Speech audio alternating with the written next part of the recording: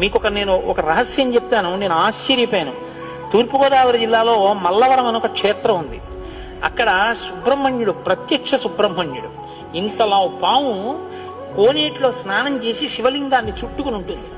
అది పిల్లలు పుట్టని వాళ్ళు వెళ్ళి నమస్కారం చేస్తే పిల్లలు పుట్టారు. డాక్టర్లు పిల్లలు పుట్టరని సర్టిఫై చేసిన వాళ్ళకి పుట్టారు. ముఖ్యమంత్రులు కూడా వెళ్ళారు పీఠాధిపతులు అక్కడికి. ఆ పాము కారణాంతరాల చేత శివలింగానికే తల కొట్టుకుని శరీరం వదిలితే ఇప్పుడు అలాగే ప్రతిష్ఠ చేశారు. అక్కడ నేను ఆశ్చర్యపోయింది ఏంటంటే, నాకు ఆ దేవస్థానం ధర్మకర్త ఒక ఆయన వచ్చి ఒకసారి మాట చెప్పారు. బిడ్డలు పుట్టరు అని డాక్టర్లు చెప్పేసినటువంటి వాళ్ళు సుబ్రహ్మణ్య షష్ఠి నాడు ఈ దేవాలయం వెనకాల పడుకుంటారు, వచ్చి బోర్లా పడుకుంటారు ఆడవాళ్ళు. వాళ్ళకి కునుకు పడుతుంది, కునుకు పట్టాక లేపేస్తాం. ఆ మరుసటి సంవత్సరం వాళ్ళు పసిపిల్లల్ని పట్టుకుని వస్తారండి అని చెప్పారు. నాకు అపనమ్మకం కాదు, చూడాలనిపించి కాకినాడ నుంచి చాలా మందిని కలిసి సుబ్రహ్మణ్య భుజంగ స్తోత్రం చేశారు శంకర భగవత్పాదులు.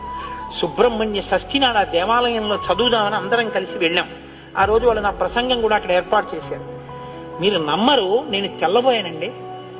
ఎంతంత సంపన్న కుటుంబాల వాళ్ళు బిడ్డలు పుట్టరు అని బెంగ పెట్టుకున్న తల్లులు సంటి పిల్లలతో ఎంతో సంతోషంగా వచ్చి ఆయనకి నమస్కారం చేసుకుని, అబద్ధం కాదు, నేను ఎంతో మందిని అక్కడ అడిగాను, ఏమమ్మా మీకు ఈయన వల్లనే కలిగిందా సంతానం అని.